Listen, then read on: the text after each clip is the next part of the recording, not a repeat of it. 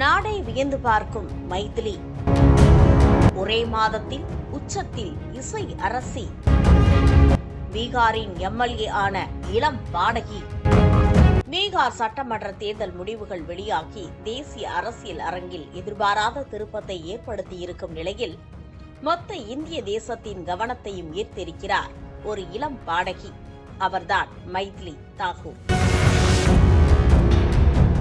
வெறும் 25 வயதிலேயே பாஜக சார்பில் எம்எல்ஏவாக தேர்ந்தெடுக்கப்பட்டு பீகார் மாநிலத்தின் மிக இளம் சட்டமன்ற உறுப்பினர் என்ற பெருமையையும் பெற்றிருக்கிறார் மைதிலி. ஒரு மாத கால அரசியல் பிரவேசத்தில் 11,730 வாக்குகள் வித்தியாசத்தில் பிரதான கட்சியான ராஷ்டிரிய ஜனதா தளத்தின் வினோத் மிஸ்ராவை தோற்கடித்து தரபங்கா மாவட்டத்தில் உள்ள அலிநகர் தொகுதியை பாஜகவின் வசமாக்கியிருக்கும் இந்த சாதனை அரசியல் உலகில் புதிய அத்தியாயத்தை தொடங்கியுள்ளது.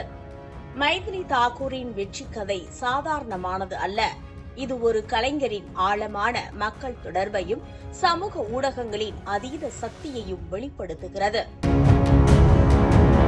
பீகார் மாநிலம் மதுபானி மாவட்டத்தில் உள்ள பெனிப்பட்டி கிராமத்தில் 2000ஆம் ஆண்டு ஜூலை 25 அன்று மைதிலி தாக்கூர் பிறந்தார். பாரம்பரிய இசை குடும்பத்தை சேர்ந்த இவர் தனது தாத்தாவிடம் இருந்தும் புகழ்பெற்ற இசை கலைஞரும் ஆசிரியருமான தந்தை ரமேஷ் தாக்கூரிடம் இருந்தும் 4 வயதிலேயே இசையை கற்க தொடங்கினார். மகளின் அபார திறமையை அறிந்த தந்தை இசை வாய்ப்புக்காக குடும்பத்துடன் டெல்லி துவாரகா பகுதிக்கு குடிபெயர்ந்தார்.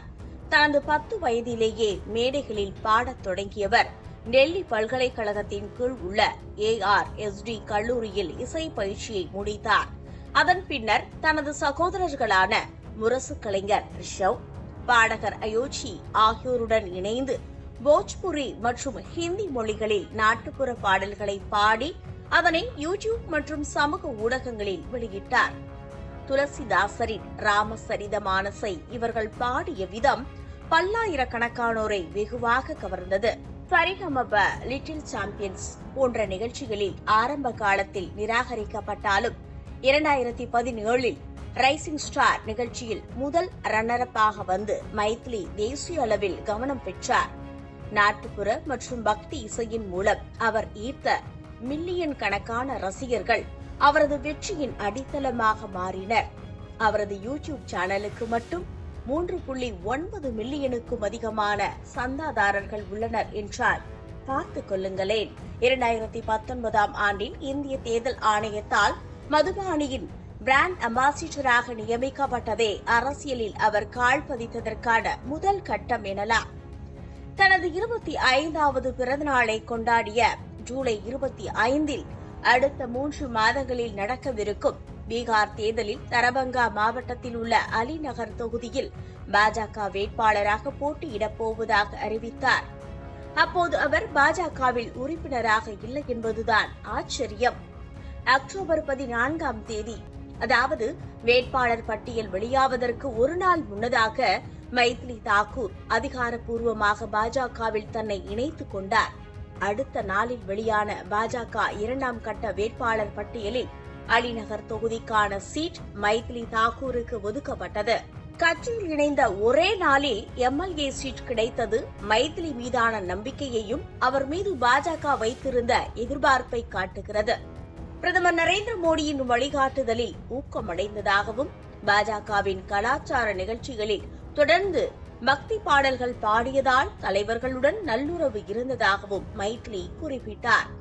2024இல் பிரதமர் மோடி இவருக்கு தேசிய படைப்பாளிகள் விருதுகள் விழாவில் கலாச்சார தூதர் விருது வழங்கி கௌரவித்தார் என்பதும் குறிப்பிடத்தக்கது.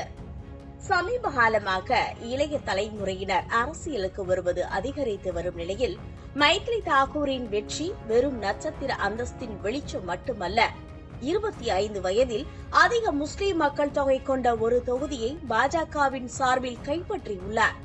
மைதிலி தாக்கூருக்கு முன்னதாக 2005இல் 26 வயதான தோசிப் ஆலம் மற்றும் 2015இல் 26 வயதான தேஜஸ்வி யாதவ் ஆகியோரே பீகாரின் இளம் எம்எல்ஏக்களாக இருந்தனர்.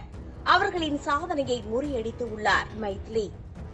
நான் வெற்றி பெற்றால் பெண் குழந்தைகளின் கல்விக்காகவும் இளைஞர்களின் வேலை வாய்ப்புக்காகவும் ஏதாவது செய்வேன் என்று மைத்திலி அளித்த வாக்குறுதியே வாக்காளர்களின் மனதில் நீங்கா இடம் பிடித்தது.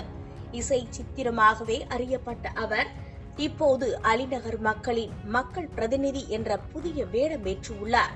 இசை மேடையில் ஒலித்த மைத்திலியின் குரல் இனி சட்டமன்றத்தில் எப்படி ஒலிக்கப் போகிறது? அது மக்களின் குரலாக ஒலிக்குமா?